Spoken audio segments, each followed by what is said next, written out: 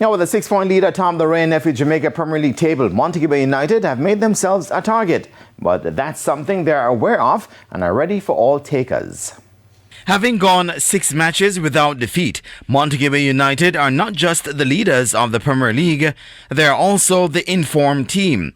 They have picked up 16 points from a possible 18 in that time. But Montego United are now faced with 2 problems. Their reign could be disrupted by rain, as it has been pouring heavily over the weekend, and it is predicted to continue throughout.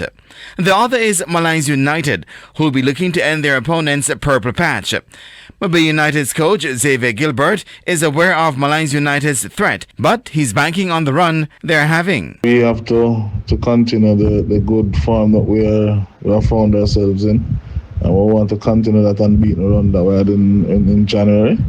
And hopefully we can close out, we can start February on a good note and continue that form. And hopefully we can continue that momentum trend and get maximum points to maintain our status atop the table. Second place, the Racing United, who have been on the tail of Montego United, will play away to Spanish Town Police.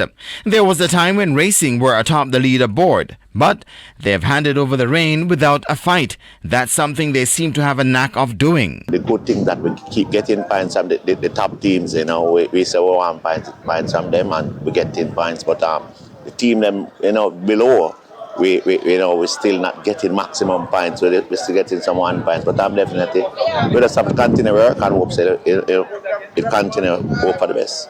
Portmore United have made third place their own. They have tried to break into the top 2, but have not been able to get it done. Only Racing United and Malines have drawn more matches than the 9 they have. They'll welcome wounded defending champions Cavalier, who've picked up just 4 points from their last 5 matches. A very, very good chance we had to, and it's not the first week. Week before we got a chance to also pass them and we didn't. But we just have to keep on working and just know that, this is football. Caribbean champions Mount Pleasant FA will travel to Turner's Oval to face Champton Maroons, who have suffered back-to-back defeats. A place in the top 2 is what Mount Pleasant are eyeing, and with 4 matches in hand, they believe the opportunity is there. We are behind in the standings in terms of where we want to be. We're also behind in the number of games played. So for us, it's important that we get the victories, get the wins going so that we can move up the table. With just 1 defeat in 5 matches, Treasure Beach have pulled themselves out of the relegation zone.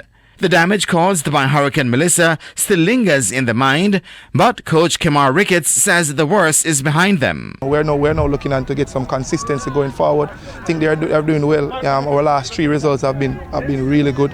I just want them to just continue to keep focused and to not just look at your feet but look ahead. Harbourview will be hoping for a new coach bounce, as Lenny Hyde's first assignment is against Tivoli Gardens at the compound.